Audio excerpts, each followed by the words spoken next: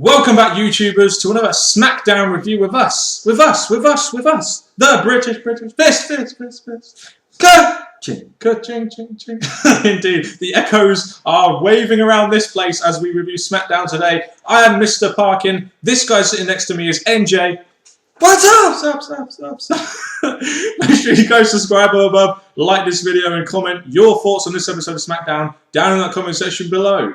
And actually contact us and anything good ones below. Yeah, so make sure you check us out on Sunday, where we'll be celebrating our 1,000 subs and 1 year anniversary on the 15th of January. So make sure you check out that video on Sunday. We promise you it will be a good video for you to watch. As for Smackdown, though, I'm sorry if you guys don't like this, but we're going to be in rant mode today because this show sucked. I'm just going to say it right now. This show fucking sucked. I don't care what you say. There was barely any Rumble build. Everything seemed like filler. The show sucked. And it just seems like WWE have kind of just got out, sports themselves on SmackDown. Well, we don't need feuds. Let's just feature as many people as we can before the Rumble. And such a storyline, what was once such a storyline-driven show, is now just a filler show. And that's just how it feels at the moment. And it's ever since Christian Sin Cara got injured, Daniel Bryan got the belt, SmackDown's going so downhill at the moment. The way I see it is obviously we've got 2 weeks till the pay-per-view now, and this SmackDown was one of their priorities of giving us hype, giving us matches made, but there was chances, but they just didn't give it to us. It's no surprise to me that last week got a 1.8 rating, and I expect this week to get worse, despite the fact they've actually tried to build towards it, like with the main event. I'll tell you what we'll do. We'll get on to the opener. We got a video package of the main event, which was Big Show versus Daniel Bryan, which was booked last week. Yeah, I mean, start off with that. You might as well. You got the main event announced, and then you can open up with Daniel Bryan like they did. And to be honest, we haven't had a show where Daniel Bryan has opened yet, really, have we, properly, and had a promo segment. So this was nice to see, really, to be honest. Nice to see WWE actually giving this guy time on the mic. Daniel Bryan on the mic, I'm not the huge fan of it, but this segment, it was interesting because he did mention what he needed to mention and gave us a feeling towards what's yet to come. Yeah, it looks like he will now definitely be healed based on the way they used the canned heat. To be honest with you, he was getting booed. So he's talking about the disqualification last week and how he's giving Big Show a rematch tonight until Mark Henry comes out. So you got Daniel Bryan on mic, Mark Henry coming out saying that if he got suspended, he'll get his money's worth, and that the DQ was Daniel Bryan's fault, etc. That's the whole talking about how he got DQ'd and Daniel Bryan blaming everything in here and there. It was kind of really stupid to hear. It was wasting a bit of time. But then with Mark Henry coming out and blaming it on Daniel Bryan, it needed to be said. Daniel Bryan needed to be told this. And obviously, this led on to what came next. Yeah, I feel that the interaction between Henry and Big Show, between Daniel Bryan on 2 separate segments, is leading to a triple threat match, which is why I think they did this opener. Henry says he's going to be banned from ringside and that next week he'll get his championship rematch. Why are you building this? Why are you building towards your TV show more than the Rumble? This is fucking ridiculous. Get this triple threat match booked on the Rumble already and stop doing all these fucking... We've had Big Show getting 2 rematches. Now we're going to have Mark Henry getting 1. They better announce that triple threat next week, because that's fucking bullshit to me. The way I see it is that we're going to have... Big Show's had his matches, and you've seen how he's lost them. With Mark Henry, he's probably going to end up a DQ loss anyway. The Theodore Long's going to use his brain and make a triple threat match. You mean that brain that's getting affected by Aksana? But yeah, I don't know. It's just... This show would have no Rumble build at all, and I think this will lead to a triple threat match. But I get it was a decent opener. You know, the main event was already set up. There's some interaction there between Daniel Bryan and Mark Henry. We get a match for next week, but you got the pay-per-view in 2 weeks, and you're hyping up to next week's show, and there's a big problem there, isn't there? And have you noticed also that Daniel Bryan, that Michael Cole is still calling Daniel Bryan like a nerd or whatever, even though he's now heel? Isn't Michael Cole supposed to support the heels and get them over? And Michael Cole is still hating on Daniel Bryan. This is so fucking stupid. It's stupid, but why did they still hate Daniel Bryan? What a loser. The dynamics here are so stupid. The first match of the night, Justin Gabriel versus Heath Slater. This match actually did make some sense after that over-the-rope bullshit that we got last week. And this match to me was going along quite well. You had Slater seeking retribution. Gabriel got the win, but it had to be because of Hornswoggle. And as soon as Hornswoggle came out, I was just like, yeah. Well, with this match, again, I was not looking forward to it, but I was looking to see how Justin Gabriel performs, because if he's starting to get more involved slowly, matches like this, I hope, not going to lead anywhere, but it gets him on TV. Yeah. The Hornswoggle thing, again, stupid. It was a bit stupid, but the way you see it, it weren't needed, because I think Justin Gabriel could have picked up the win without him. So it's kind of disappointing that they had to go down that route. And they were having a good match. Like, I thought the match was pretty good. It went for 3 minutes. It could have probably gone for more time. These guys have good chemistry in the ring because, as the commentators are saying, they are 3-time tag team champions. Why the fuck are they getting Hornswoggle involved here? It's just fucking ridiculous. It's not even entertaining. It's got to the point now where it's irritating me, and I don't like it, and it makes me want to tune out of SmackDown. Well, the way I look at this match as well is that these are former tag champs, and now they're just jobbing about doing nothing. It's kind of disappointing because you could either keep them as a tag team and then had another tag team in the WWE, or you could have had them go off and do better singles career than what they've been given. So it's kind of disappointing to see this match. Or make this a Royal Rumble qualifying match. Put them in some kind of feud. Is it really that hard? I'm just saying. A Royal Rumble qualifying match would have been good on this show, especially when we had like 8 matches, which were all pretty much jobber matches. But yeah, anyway. We've got a backstage segment with AJ saying that she loves Daniel Bryan. No, AJ. You love me. You don't love that Daniel. You love this Daniel. Mr. Parkin, you love me. I love you. The thing is, I find this pretty stupid. All this lovely that Daniel Bryan's getting. He's not a hip the divas. It's just stupid that they're bringing diva after diva just to bring out the point that she's going to be on his side throughout his career title reign. I'll just say this. This will back up my point so well. Look what happened last time you had Daniel Bryan involved in divas. He went from being a fantastic US champion, a guy who was in the mid-card and flourishing, to a fucking joke. So get the fucking divas away. Even though I still love you, AJ. Get the divas away from fucking Daniel Bryan. Make him an aggressive person. I mean, come on. Next match. Yeah, go on. Cody Rhodes versus Ezekiel Jackson. I like the fact Cody Rhodes got some mic time, getting some cheap heel heat on the crowd, talking about how he's been IC champ for 5 months, how he wants to win both the belt, the IC, and the World Heavyweight Champion via winning the Royal Rumble. This was a good promo. Cody Rhodes needs to promo, because Cody Rhodes is one of the guys that needs to be thinking about higher things now after the 2011 that he's had.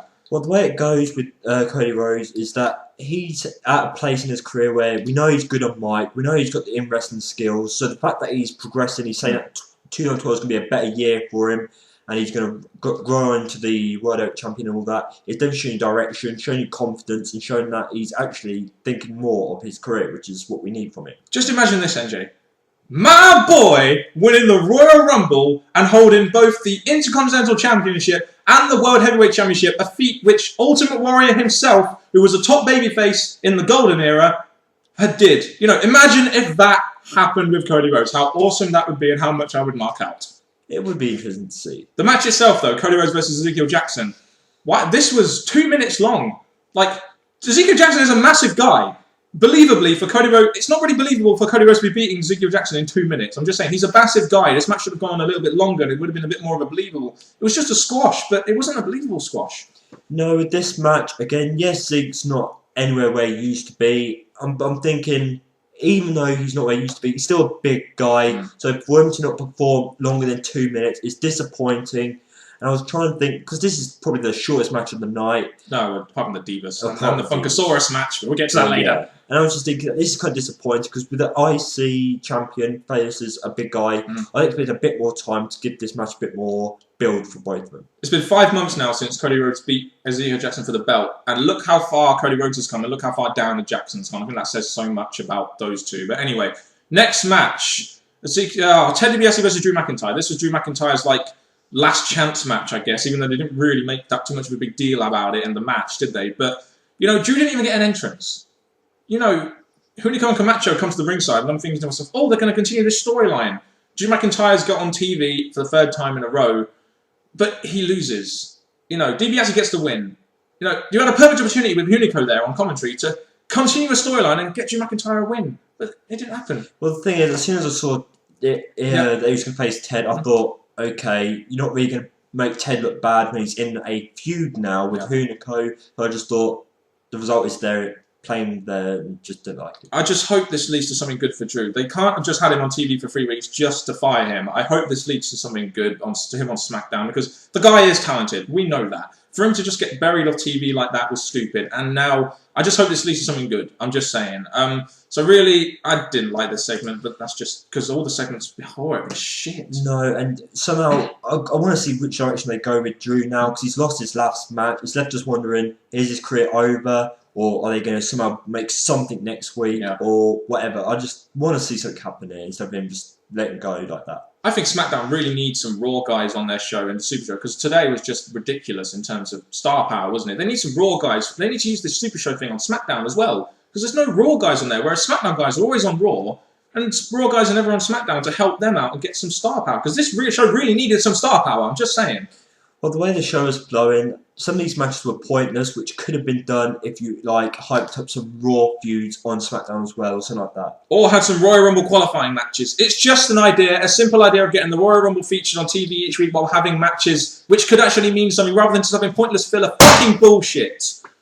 Sheamus versus Jinder Mahal. Yeah, this match. This was built up as a fucking feud. I'm like, you can't believe these two are facing off in another match. Not to mention the fact that they're actually making these two guys feud. How the hell is Sheamus feuding with Jinder Mahal going to help him get more over? And how the hell is Jinder Mahal feuding with someone who's way higher up than him on the card going to help him get over as a fucking heel? It's so stupid. At least have Wade Barrett, Sheamus interact or something. Well, I look at this match, and again, it's not a feud that anyone's going to be really interested in, so it's really downgrading the whole Sheamus' push to higher up in SmackDown. Jinder, well, he keeps floating all over the place. Yes. I don't really care what happens to him. So this match actually proved how much of a quality that this feud was actually meant, because Sheamus squashed it. Sheamus gets the win in 4 minutes. Are we really surprised? Do you know what really made me laugh here? Is Michael Cole said this. This is developing into quite a rivalry. No, you're fucking wrong, Michael Cole. This is bullshit. Sheamus wins. I guess Sheamus got the win. That's the only positive I can really see from this. And the match wasn't even that long. After a built rivalry that was built from last week, the match wasn't even long. No, it'd be interesting. So far, this SmackDown's just not giving me a good feeling. This match, again, it was hyped up from last week. It still didn't deliver anything important. Otunga versus Santino, pointless again. The thing about this is that why did Otunga need to win? I know Otunga's going to be going nowhere. Santino, who knows what the future could hold for him, but at the minute, this match was just pointless. Again, it's just them featuring people on TV that are probably going to be in the Rumble. At least announce the fact they're going to be in the fucking Rumble then if you're going to do this. I'm just saying, this Royal Rumble has been so shit so far. I'm so disappointed with this show. But next, after this fucking shit SmackDown, one gleam of light came along in the form of Lillian Garcia announcing the Funkasaurus Brodus Clay. And he basically squashes Tyson Kidd in 10 seconds! My thought about this is that, yes, Tyson Kidd's nowhere important anymore, but again, I don't know, I just had a bad feeling that this match was too short. I know Tyson Kidd couldn't do much, but this match was too short for us to be interested in. It pretty much buried Tyson Kidd even more with just a spear, and I don't know, it's entertaining entrance, but the match itself was pretty The match was way too short. I feel so sorry for Tyson Kidd, but at least the Funkasaurus entertained me. That's all I can say. Natalya versus Tamina. A 1 minute match. Again, this 3 matches. One match on the... Oh, fuck, this is ridiculous. To Natalya versus Tamina. Tamina's winning now as a face. Natalya is still buried. What the fuck are SmackDown doing with the Divas? I know they're trying to put over Tamina, but... It's so pointless, like 3 1-minute matches against Tamina as well. Why is the fucking point? Well, look at this match. It went exactly the same with last week. It's not like they could just replay last week. Yeah. And the way I see this is that Natalya isn't at the place to put someone over because she's been on a losing streak. So this match, I don't really care about. Yes, Tamina's getting wins, but Natalya's not the best person to put her over. Don't worry, NJ. Next we had Wade Barrett putting on a promo. The one thing that we could enjoy on this show... why the hell did WWE have Wade Barrett on Superstars this week facing Yoshitatsu? You got this guy on a fucking Barrett barrage and he's featured on Superstars. And he has a little promo. The promo was good, don't get me wrong, but why is he featured on Superstars and not more prominently on SmackDown, which really needed this week? Well, luckily, this week promo, he did mention how he didn't really care about the Sheamus match. It didn't impress him, but next week he's challenging Sheamus to a match. Yeah, he's not impressed by Sheamus. He's a man of class. God save the Queen. Classic heel promo. Saying that he's going to win the Royal Rumble. The one of many few people that are actually going to say they're going to win the Royal Rumble. But basically, we get a match next week between Barrett and Sheamus, which I'm kind of looking forward to. They're building more to next week's TV show than the fucking Royal Rumble, though. This is one thing that really is bugging me at the moment. TV show, we've got 2 matches. Royal Rumble, we've got 2 matches. Wow. But when it comes to next week, like, we have the 2-1 who we think is going to win the Royal Rumble going up against each other. So it should be a good match to look forward to, because we're going to see who the stronger wrestler is going towards the Royal Rumble. And the other thing is that obviously they're not really concentrating on the Rumble itself. They're concentrating next week, but again, it should be a good match next week. Maybe this match will say who's going to win the Rumble, because these are my 2 picks for the Rumble, apart from maybe Orton or Jericho or something. But these are my 2 picks. Whoever wins this could go on to win the Rumble, but that's just a thing. Main event time: Daniel Bryan versus Big Show in a no DQ, no count-out match for the World Heavyweight Championship. Now, I will say this: give credit where credit's due. I thought the match itself was worked pretty well. I did think the storytelling was good. It was a good main event to me. I was enjoying the match itself. I thought Daniel Bryan was booked decent in this match. They used weapon, they used the chair.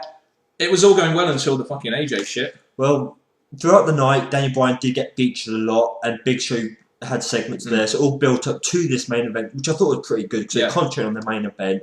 The match itself, me personally, Big Show in the past, we've seen him dominating that, and here he didn't do as much of a good job, but Daniel Bryan was still feared of him. Yeah. So it did build up to, obviously, the finish at the end, where Daniel Bryan was chasing Big Show. Big Show was chasing Daniel Bryan and knocks out AJ. I know, and just quickly before we get onto that though, one of the reasons I like this match is because Daniel Bryan looked a bit more. I know he was a bit of a cowardish heel, but he's looking a little bit more aggressive, which was good. I like that about the match. But the whole ending of AJ, I don't really know what to say. It just ended in no contest. It kind of made me think, she was only at the ringside. She wasn't a part of the match. If she got knocked down, she gets knocked down. Why did the match not continue? So the match ends in a DQ. And I'm kind of getting this TNA ending of the main event pay-per-view feel out of this. You know what I mean? But I don't know. I guess it's trying to develop the Daniel Bryan hate for Big Show a bit more by taking out AJ. And you had Big Show crying and them two arguing over it as they swept your AJ out. So I guess it was effective in that sense. But it's just like, oh, man. You know what I mean? I just can't stand this shit anymore. It's just... I mean, this SmackDown was terrible, and this really wasn't a good end. I mean, it was a dramatic end, don't get me wrong, but what's this doing for the Rumble?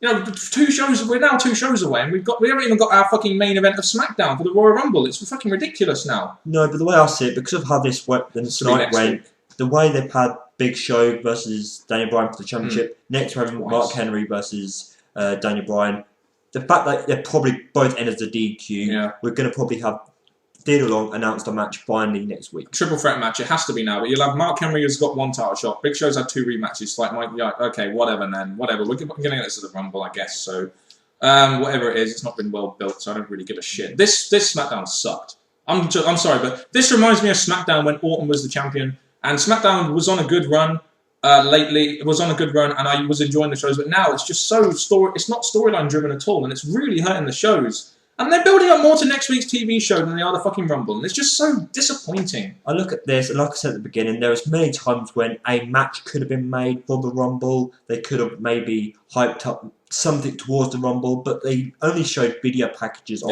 past Rumbles and had Wade Barrett and Cody Rhodes speaking about the Rumble, which really weren't enough to give us a Rumble feeling. So yeah, it's just a ridiculous show. I mean, it's one of the worst SmackDowns I think I've seen in a while now. I mean, there were so many matches on the card, but how many of them had any meaning? Do you know what I mean? How many of them had any meaning? How many of them developed feuds? How many of them developed storylines? How many of them built to the Royal Rumble? None. You could have made all these matches Royal Rumble qualifying matches or something relating to the Rumble, maybe, rather than just having filler matches. And I understand they're trying to get people on TV, but it's kind of meaningless when they're not in feuds and then they can't get over because of that, because they're in filler, like Sheamus. Look how much, since he's been in filler, look how little reaction, look how his reaction is dwindling down from what he had. Look how little of a viable contender for a title he is now after all that filler he's been involved. All I'm going to say is that obviously next week is going to probably give us more of a direction, hopefully, the way this has been going. Daniel Bryan, well, with him, they're prolonging his championship reign. Because obviously all these little segments are making him retain the championship. So they're actually making him heel, and they're actually making him hold on to the championship longer than he would have if he was a face. Exactly now. And at least now Daniel Bryan isn't a vanilla, bland, boring babyface. He's actually something, I guess. But the show sucked. I can't really say anything. I'm giving this an F just because I can, and I hated this show tonight. I saw a couple of positives, but nothing to override all the bullshit that we're getting at the moment on SmackDown. There was a lot of bad things that kind of made me think this SmackDown is not what I wanted it to be. The winners, meh.